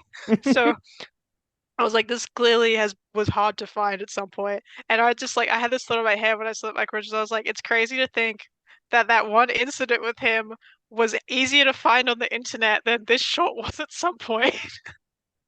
It's so bad. I mean, I wonder if that is part of it. Like that's part of why like I don't think it was part of why it got canceled, but might be part of why they just never released it in any form after I this don't point. think so, because that didn't happen until the 2000s. Yeah, it was quite a few years. So, but I'm wondering like it's not the reason like why they never made Oh like yeah, another one of these, it but it's might have like been like why it never it got a why proper they kept release. it in the Yeah. vault rather than like putting it on Disney Plus or something like that. It's so crazy because it's really good. Like, it's not my favorite of this lineup, but it's a really good short. Like, it's something that they really should have put out there. Like, even if they didn't continue making new fairy tales, but I kind of wish they did. I would like to have seen like what this team at least could have done with other works. I think that would have been really interesting. I think yeah, it sucks. I would like if they did put it out, but like I want it. We want Disney to do a lot of shit they're not gonna do. So, Yeah. like, Like I feel like this would have been like a really fun like anthology kind of series. Like kind of like Disney like the Marvel show What If like that they're doing right mm, now. It's just like just doing like just taking these classic fairy tales and like seeing like what happened after like what if this happened? Things like that. It's just like we could have there's plenty of like room for like real innovation here, lots of room for comedy. But it's just like I really want to know like why they didn't do more. But at the same no, time, like I thought this was fine. Like I thought it was all right for what it is. Like I didn't love it or anything, but it's just a good, solid piece of comedy. Like it's very watchable. I think it's interesting too that this came out in 1997 because as you know, I have thought way too much about fairy tale cinema, like especially within the mainstream and like how that's like shifted and changed over these. Hmm. And I love Shrek. As much as I love Shrek, I do blame Shrek for a lot of shit now. Um, like, but I think it's so interesting because this came out like 3 years earlier and obviously would have been in production slightly earlier than 97 to get that release date. But like there's such like this self-awareness and this deconstruction. I mean, we've always been like deconstructing and retelling and readapting fairy tales. I mean, that's just what you do with culture. You just like repeat, reconstruct, recontextualize all these kind of things. Um, but like that specific kind of like self-aware kind of like branding that was slowly being edged towards like Shrek fucking came down it with a hammer and like fucking fucked up the entire like fairy tale industry. Like because Disney had like made themselves the fucking head of fairy tale cinema and I'll hate them for it forever. Um but but it's so interesting because it's like these ideas are already played with and then it's like I think about like other Disney stuff that was being like worked on around that same time or like just post when Shrek happened because it's like it almost feels like this we would have got especially when you look at live action fairy tale cinema in the 2000s like I swear this all has a point that released um Redux Riding Hood but like you say, like you take something like Ella Enchanted, right? Like which is clearly coming from like post Shrek, but like I feel like animation with Disney, like animation took so much longer, and we're still feeling the effects of like that sort of Shrek poisoned irony in fairy tales with animation. I think because the production takes so much longer. So these scripts are written like years before we'll see the movie, so we're still fucking suffering like that irony poisoned bullshit, like you'll see like in Frozen and everything like that. Now, whereas like live action, that shit ended like a while ago. Like we're still getting irony poisoning, don't get me wrong, like in MCU and shit like that. But with fairy tale cinema, I feel like it's died out a lot. But it's also just because fantasy, live action fantasy is just not doing hot for the past like 2 decades. Hmm. But anyway, but it's so interesting because it's like, for example, like Tangled, that they started developing like um animated Rapunzel adaptation like all the way back in like the late night, like early 2000s, I think. I can't remember the timeline. I can't remember if it was just before Shrek or post after Shrek had come out. But like the that premise at the time was going to be like Rapunzel unbraided, and it was going to be like really self-aware and critical of fairy tales. It's almost like Shrek was like the Scream for fairy tale movies. You know what I mean? Like everyone had to fucking stop being like ironies. Like we're so aware of the tropes and the cliches. And that's what I think like I think watching this short is so interesting because it's kind of like on that cusp. You know what I mean? It's just before everything like fully changed in the mainstream. So there still is like that element of sincerity in its deconstruction that I really appreciate. And it's like I really wish that one this had could be released now so people could see that, but then also too that that kind of spirit of like deconstruction and readaptation was present now instead of how we're still suffering that like Shrek irony poisoning. Hmm. And it would just be really nice to see because it's like I said before, like that whole angle they took with Red Riding Hood of all tales, like that's for interesting and refreshing, and we could have that now, but nobody wants to do that now.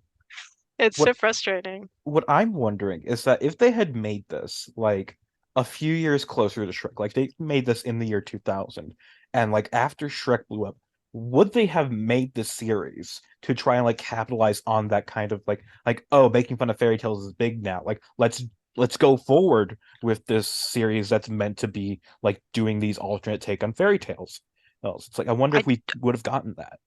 I genuinely think we would have. I really do because even though their fairy tale content was a bit slow on the uptake because like I would like Princess and the Frog and Tangled, I would say Tangled still starts to have a little bit of that self-aware irony poisoning, but Princess and the Frog and Tangled are both, I would say, a lot more sincere um in their tellings. They're closer to Disney Renaissance storytelling.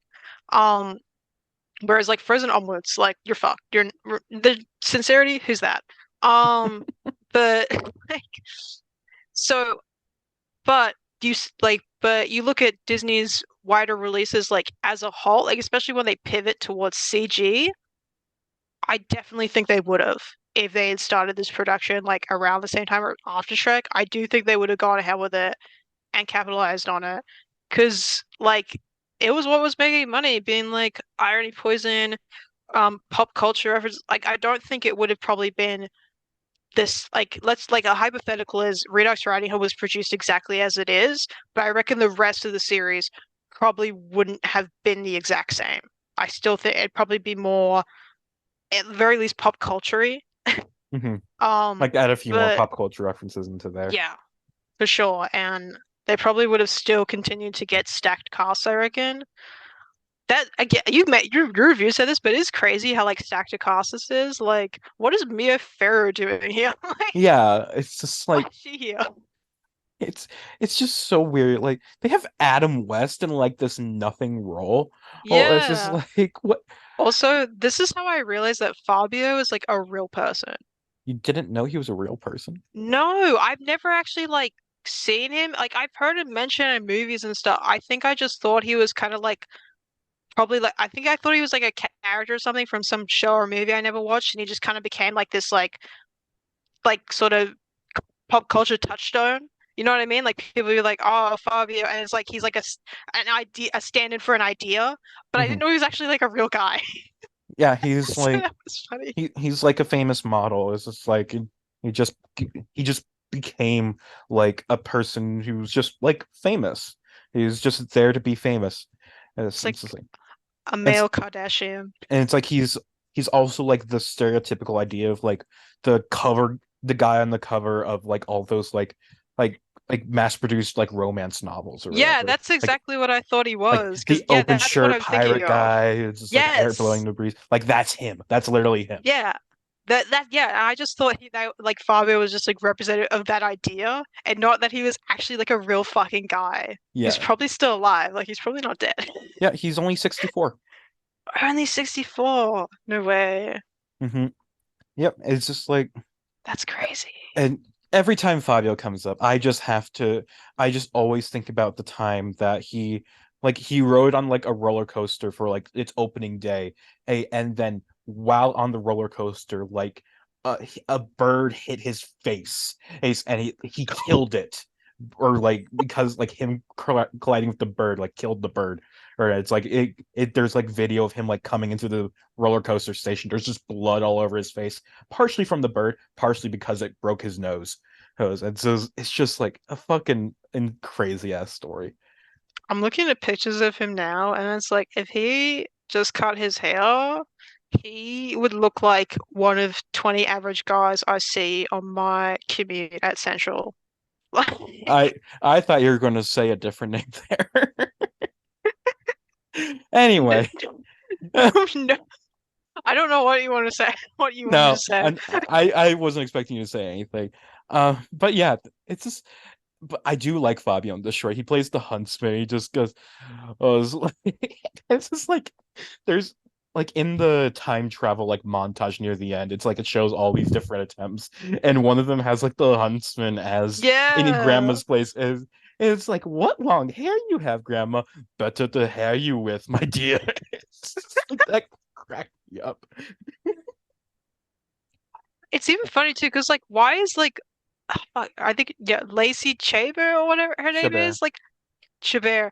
I sound so dumb. I don't know how to pronounce anything. Um, but like Gretchen for Mean Girls, why are you Red Riding Hood in this random ass short? Like, Because she how? was a child actor, I guess.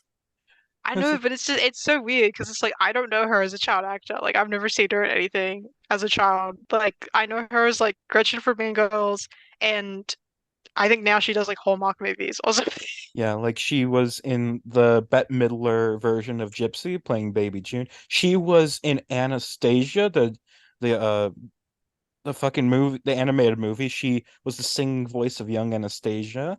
No fucking way. Yes, right. She was also in apparently Lion King 2, Simba's Pride, and American Tail, The Treasure of Manhattan Island.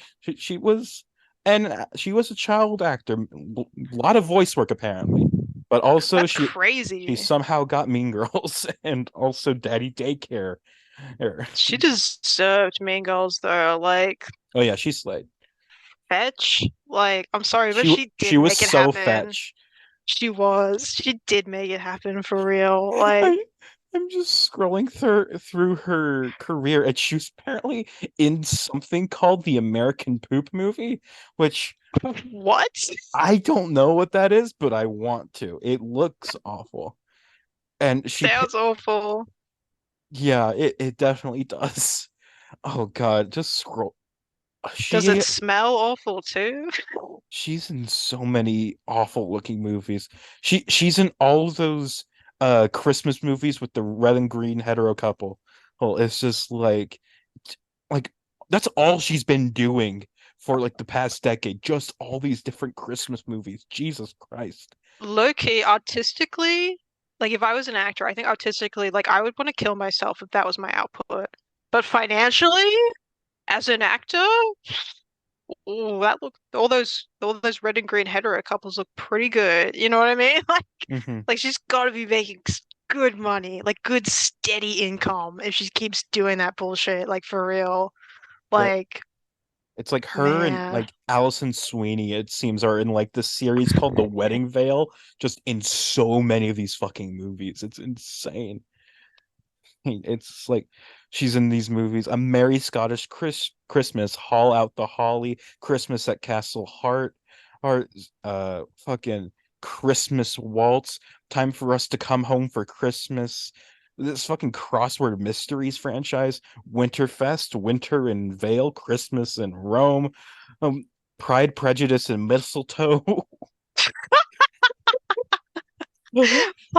She should have been in the Christmas Prince trilogy. Where Uh, was she? well, that was Netflix. That's different. She's not under contract with them. She still could have slayed though. Maybe. She could have rolled up. I still wish they'd made a fourth movie. I so thought they were going to, but they I mean, didn't. there's still time. There's still time. I know. I hope they do. They should make like that's like reunion or some bullshit, just A, so I can have another one. a Christmas Prince high school reunion. Yeah, it'd be like Aldovian reunion. Don't ask me why I fucking remember what the name of the fictional country is Oh, for this I know fucking exactly why you movies. remember it, but let's move on. I think we've spent enough time talking about Redux Riding Hood, unless you have any final thoughts. Um, Disney. If you've D- got a HD copy, maybe like either release it or hit me up and I can maybe like release it anonymously. Just kidding. I feel like the version that was uploaded is like the best version they have. That's so fucked. But yeah. Uh I actually did want to mention one more thing. I just think it's very funny that the wolf's wife is a sheep. I just like that. Yeah. Yeah, I thought that's funny too. Like, because And it's also clearly like intentional. the ending of what I feel like we can spoil this ending. Again, we won't spoil the ending for Rusalka, but for this one it's fine. Where it's like so the wolf keeps going back in time, getting more and more clones of himself to try and catch the Red Riding Hood, and like Doris, the sheep wife, is like she keeps having to get coffee for all of them, and eventually at the end it's just like she goes back in time and gets with fucking Lawrence Fox instead of the big bad wolf. It's like her the guy who like ended up like becoming like a tech billionaire or whatever. It's like she just goes back and gets with him instead of the wolf, so she's free from this endless cycle. And it's like good for her. Good for her. She No, for deserves it. real. She does. Like, I'm sorry, but if I was a straight woman and I somehow found myself in a situation where I was having to make like 50 billion coffees for my flop husband, My flop husband times I'd like kill 50. myself. No, yeah, exactly. Like I'd KMS. Like I'd be out of there. Like, It, nah. it's honestly just so funny how it's like at the start of this, it's just like it's very clear that she doesn't even really like her husband that much to begin with because he's like a miserable failure. But then it's just like, and then she just has to deal with more and more and more of him. All of them being like, I fucking hate that I couldn't catch Red Riding Hood. This is going to define my entire life. Like, and it's just, oh, and also just the fact that it's like the whole society is like they're not upset that he tried to eat Red Riding Hood, but they just think it's hilarious that he failed. It's just like it's not like a crime or anything. It's just like they just think it's funny that he couldn't even do it. No, exactly. Like they're just like, lol, the mayor, cringe flop, Hmm. loser, take the L. Yeah. Oh Anyway, God. now that we've gone through and talked about these five nominees, let's rank them all. Zara, start us off with your number five. Oh, I think it might have to be Famous Fred. Interesting. Want to elaborate on that?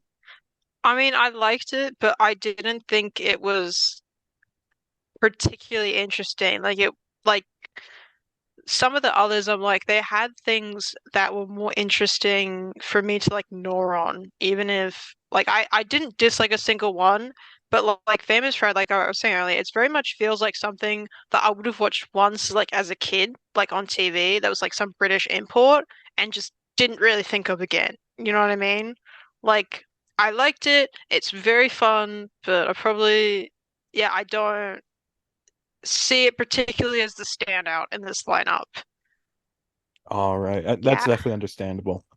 My number five is Redux Riding Hood, which like I didn't think it was bad or anything. I enjoyed it, but I just didn't think it was that funny. And it's just like, and this kind of like, ooh, we take a different take on a famous fairy tale. It's just like we get that kind of stuff all the time, especially like this category.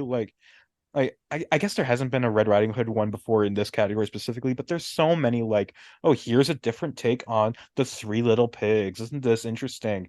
And it's just like, yeah, like it's fine, but it's just like I feel like there could have been more done, or it's just like I don't know. I just had more fun with the other four. What's your number four, Zara? My number four, I would have to probably say is Redux Riding Hood. I did really like it, and I am way more interested in people being like, let's retell this fairy tale again. So that really had it going for me, and I was really interested in the ideas it had to offer, and this very, like, to me, very fresh perspective on Red Riding Hood. But I do agree with you, and that it wasn't as funny as I would have liked it to be, especially with such a good comedic voice cast. Like, low key, they could have used Adam West a little more. Like, Hmm. he slayed. Like, Yeah, um, I loved his few little lines. It was good. yeah, it was great. But yeah, I think if it had been, because it's a comedic short, I feel like if it had been funnier, it probably would be like third on the list. But Hmm. it's Yeah, not. So my number four is Famous Fred. So we have the same top three. Um, but yeah, this is like I started off my discussion of it. It's way too long, which takes it down a lot. But the parts we did get, it's just like I did enjoy like a lot of the song sequences. A bit of the humor about how like, oh, this fucking cat is actually famous. And it's just like I think this would be a lot better if it wasn't like twice as long as it needed to be. It's just like it just brought up the pace a little bit, and it would have been just an excellent time. I had fun with it, but it's just like it just dragged itself out for way too long. What's your number three, Zara? my number three is definitely the old lady and the pigeons one. Like that one, like I still don't fully know what to make of it, but I think it's just so like thematically rich, even if I can't grasp at everything that's there. Like it's so interesting. I really like what it's playing. It's one of those ones where it's like, even if I don't think it's like super fun, it's so interesting in a very frustrating way that I like it, that it compels me. So that's why it's number three. My number three is also Old Lady and the Pigeons. Like I really do enjoy just how weird it is. Like how like this isn't a fucking story that anybody that just any person just comes up with. Like there's stuff that's going on here, and I don't know what was going on in fucking Chomay, yeah, Chomay's mind, like as he made this story. But I do appreciate it, even though he's French. And it's just like good, you did a good job, dude. But I wish I'm not sure if it's a problem on me or a problem on him, but it's just like I don't know why it's so hard for us to like figure out like what the meaning of like the American tourist is, like how that really factors into the story. Like there's these little questions we both have. And it's just like like are we stupid? We're probably stupid, but Yeah. also I don't know. I think if we do crack this code, I think it might help us both enjoy it a bit more. But Yeah, I for now, agree. it sits at number three. And Number actually, even three, my lord. and I think even if we did crack the code on this, I think the top two here is just unbeatable. So, what's your number two, Zara? I have to say it.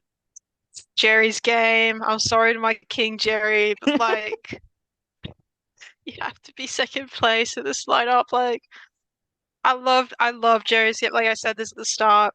It's the only one I'd seen before the podcast. I have always adored it. It's so brilliant. It's funny. I feel like it's self-contained story. It has such like and I like I said I didn't really realize this till I watched this rewatched it for this, but like it has such like rich like potential for analysis, and but it doesn't even need it, you know what I mean, to enjoy it. Like it's so good. It's just a good short. It slays. We love you, Geri. Like it's And great. my number two is also Jerry's Game. It's like you were saying, like I was saying earlier. This is such an iconic short film.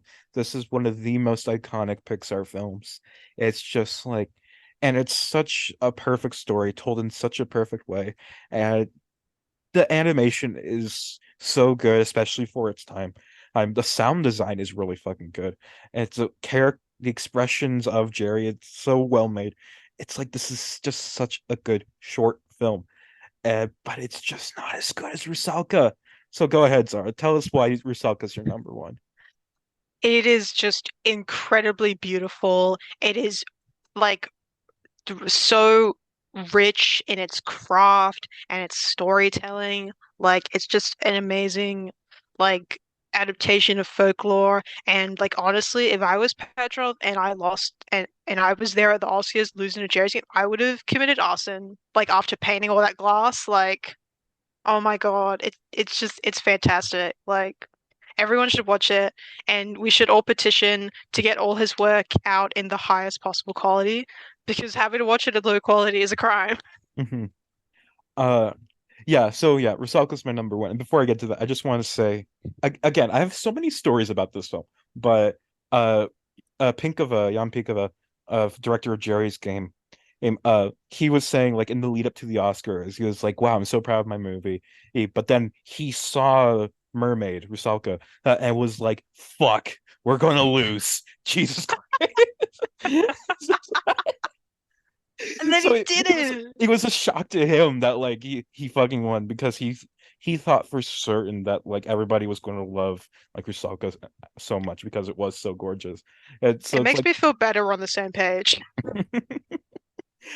but yeah, it's like we don't need to feel too bad for Petrov. He gets his Oscar eventually. But it's just like but yeah. And anyway, Rusalka's my number one. And it's just like, and on my first watch of the nominees, like way back when, Jerry's Game was my favorite. But I think just with the combination of me reading up on the lore behind the Rusalka mythological figure, her, and also just via this podcast, me paying more attention to all these films, and like with the expectation that I'm going to have to talk about these, it's just like it just brought so much of the deep emotions that are present with this forward for me. Hey, and it's just such a beautiful film that I really, really loved. And it's just like I feel like this no other film could be the number one this year, even though Jerry's Game is so fucking good too. It's just God, it's so beautiful. I love this. Aleksandr Petrov, please make another film. I know it's hard, but I need more. I want more. I will You're pay so you good. $5, Aleksandr Petrov, which is more than I have in my bank account, so I mean it. Like I mean, $5 would pay for like a quarter of a frame, if that. it's still something. Like it's like film is collaborative, so everyone else also needs to chip in for Everybody funding. needs to So give Mr. Petrov $5 so he can make another film. exactly. And if we get We will set up that GoFundMe.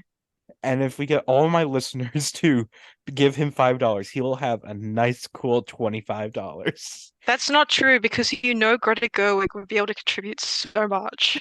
Yeah, she was going to use her Barbie money to make Aleksandr Petrov make another movie. Exactly. She is here for us.